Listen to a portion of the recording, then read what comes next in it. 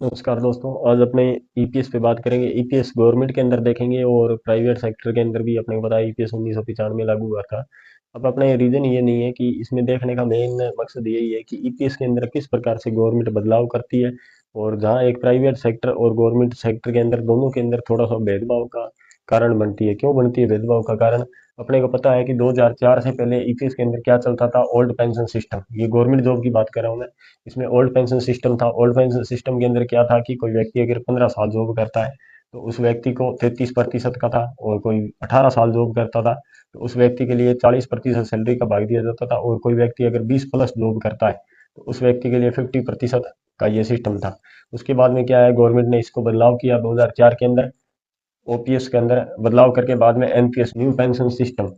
ये new pension system क्या था? ये न्यू पेंशन सिस्टम इस प्रकार से था कि अगर जहाँ पे 15 साल कोई जॉब करता है उस व्यक्ति के लिए 30% कर दिया था, और 18 साल कोई व्यक्ति अगर जॉब करता है तो उसके लिए 40% ही था।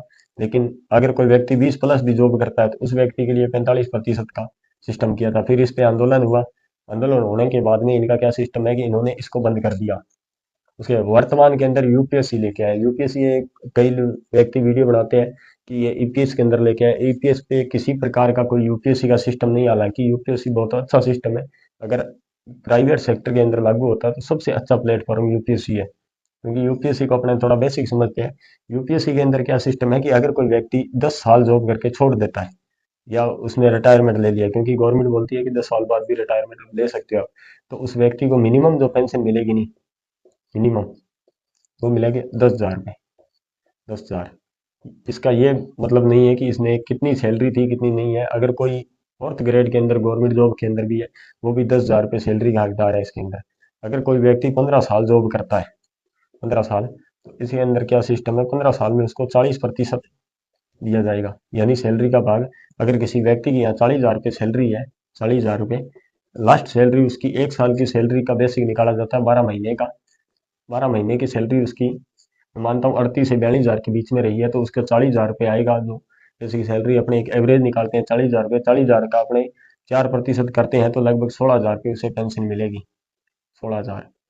अगर कोई व्यक्ति 21 प्लस करता है, या उसको 25 ही बोलो चाहे, उस व्यक्ति को मिलेगा 50% सैलरी का। यानी किसी व्यक्ति ने अगर 2005 के अंदर जॉब की है और वो 2025 या 26 के अंदर रिटायरमेंट होगा, और उसकी सैलरी है जो यहाँ पे 40,000 मान लेते हैं हमने, 40,000 रुपये एक फोर्थ की ग्रेड की सैलरी अगर गवर्नमेंट के अंदर है तो उसको मिलेगा वो 20,000 रुपये मिलेगा पेंशन। 20,000 रुपये। इसमें यूपीएससी सिस्टम के अंदर क्या यूपीएससी के अंदर क्या है कि यूनिफाइड पेंशन सिस्टम में ऐसा सिस्टम है कि अगर वर्तमान के अंदर महंगाई दर बढ़ती है और जिस प्रकार से सैलरी में बढ़ोतरी होगी, इस पे किसी प्रकार का आंदोलन होने का तो कोई मतलब ही नहीं रहता है, क्योंकि यूपीएससी में जिस प्रकार आपकी सैलरी बढ़ती है उतनी आपकी पेंशन बढ़ती चली जाएगी। मिनिमम ये 10,000 रुपये है, हो सकता है आने वाले में इसको मिनिमम को बढ़ा दे, लेकिन ये 40% सैलरी का और 50% सैलरी का इससे सारा प्रॉफिट ही है। आज मानता हूँ किसी व्यक्ति ने जॉब स्टार्ट की है, 30,000 रुपये सैलरी है गवर्नमेंट में, रिटायरमेंट होगा तब अगर उसकी 80,000 रुपये भी सैलरी होगी ना, तो ये 80,000 का 40% इसको मिल जाएगा। और अगर 21 प्लस करता है तो 50% या 40,000 उसको पेंशन मिलेगी।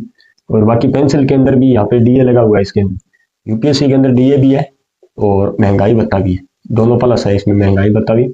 क्योंकि डीए और महंगाई भत्ता आने के बाद में पेंशन पे भी इंटरेस्ट ऑटोमेटिक, जिस प्रकार से महंगाई दर बढ़ती है उस प्रकार से पेंशन भी बढ़ती चली जाती है। क्योंकि डीए के रूप में अपने को पता है कि 12 महीने जॉब करने पेंशन आने के बाद में 1 महीने की पेंशन अपने को फ्री में मिलती है बोनस के रूप में।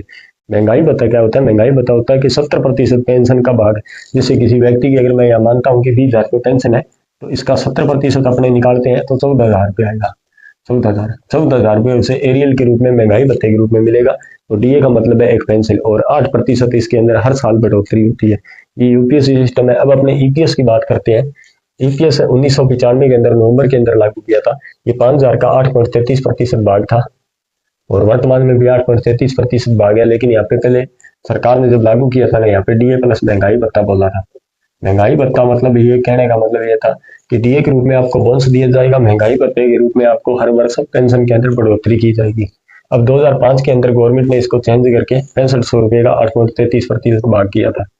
फिर 2014 के अंदर बीजेपी गवर्नमेंट आई तो इसको 15,000 कर दिया। और वर्तमान में 2025 में मार्च के बाद में जो न्यूज आ रही है उस पर बता रहे हैं अपने, मार्च के बाद में ये 30,000 रुपये लागू करेगा। 30,000 रुपये क्या होगा कि मैक्सिमम होगा वो 2500 रुपये डिपॉजिट होगा। वर्तमान में 1250 ही डिपॉजिट हो सकते हैं, क्योंकि 15,000 का 8 निकालते हैं तो यहाँ पे 1250 रुपये आते हैं, ये 1250 रुपये। लेकिन वर्तमान 2025 मार्च के बाद में 2500 रुपये तक डिपॉजिट होगा। अब इसमें थोड़ी सी मिनिमम और मैक्सिमम के अंदर गवर्नमेंट दो ही प्रकार से काम कर रही है कि हम मिनिमम 2500 रुपये देंगे और मैक्सिमम 15,000 रुपये की देंगे। 15,000 ये बोलते हैं मैक्सिमम 15,000। 15,000 रुपये मैक्सिमम किसके बढ़ते हैं? जो व्यक्ति 33 साल कंटिन्यू जॉब करता है, 33 साल।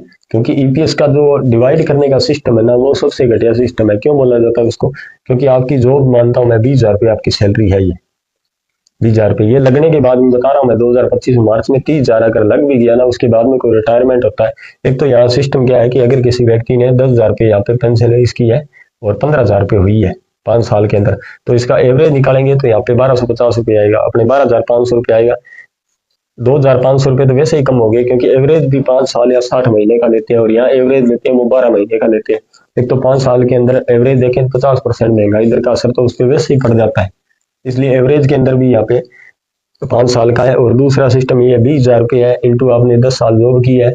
अब ये डिवाइड करेंगे ना, ये 70 से करेंगे। 70 का डिवाइड करने का मतलब ये है कि बिना इंटरेस्ट के राशि यहाँ पे 4 लाख इकट्ठा हुई है ना, 4 लाख, तो एक साल के अंदर इसका 18% मिलेगा 70 से डिवाइड करने पे। 70 से डिवाइड करने का मतलब यही होता है कि 18% हिस्सा इसको टोटल पैसे का एक साल के अंदर देना है। क्योंकि एक साल में निकालेंगे, यहाँ अपने कर लेते हैं तो लगभग 20,000 इंटू 10 करते हैं तो लगभग यहाँ पे 4160 रुपये आएंगे, 4160 रुपये आएंगे। ये कब आएंगे? जब आपकी सैलरी 20,000 रुपये हो रही है, सिस्टम लगे हुए उसे करीबन 5 साल हो चुका हो। क्योंकि 2030 के अंदर कोई रिटायरमेंट लेगा ना, उस व्यक्ति को 4160 रुपये कब मिलेंगे? अगर उसकी 58 वर्ष की एज हो चुकी है तो। एक तो 58 वर्ष की एज के अंदर मिलेगा। दूसरा इसके अंदर क्या सिस्टम है, अगर किसी व्यक्ति ने 25 साल की एज में वो जॉब लगा है और उसने 15 साल जॉब करके छोड़ दी, अब उसकी एज कितनी हुई है? 40 वर्ष हुई है।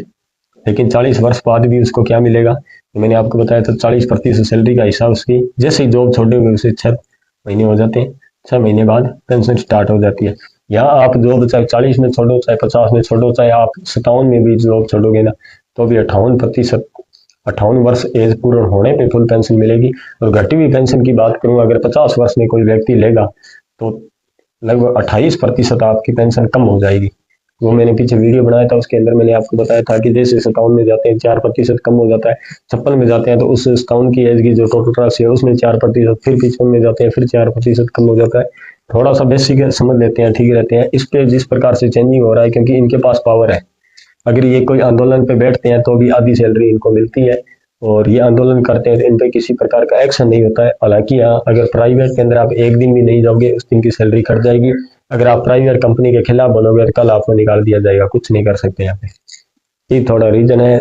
ऊपर से इस चीज़ का थोड़ा सा गलत फायदा उठाते हैं गवर्नमेंट। जबकि हिस्सा अगर मैं बात करूँ देने का, तो अगर कोई व्यक्ति 100 रुपये कमाता है तो वो 50 रुपये डेली गवर्नमेंट को डिपॉजिट करवा रहा है। वो किस प्रकार से करवाता है, नेक्स्ट वीडियो में मैं अंदर पूरा आपको क्लियर करके बता दूंगा। अगर कोई व्यक्ति वर्तमान के अंदर किसी व्यक्ति के ऊपर कागजों के अंदर अपने को बताया कि सैलरी स्लिप आती है, उसके अंदर अगर 30,000 रुपये सैलरी है ना, तो इन हैंड अकाउंट के अंदर उसके लगभग 17 से 18,000 आती है, और वो भी उसको प्रॉफिट के अंदर आता है तो वो 15,000 रुपये तक ही आती है। किस प्रकार से आती है वो नेक्स्ट वीडियो में पूरा एक्सप्लेन कर दूंगा। आज के लिए इतना ही, धन्यवाद।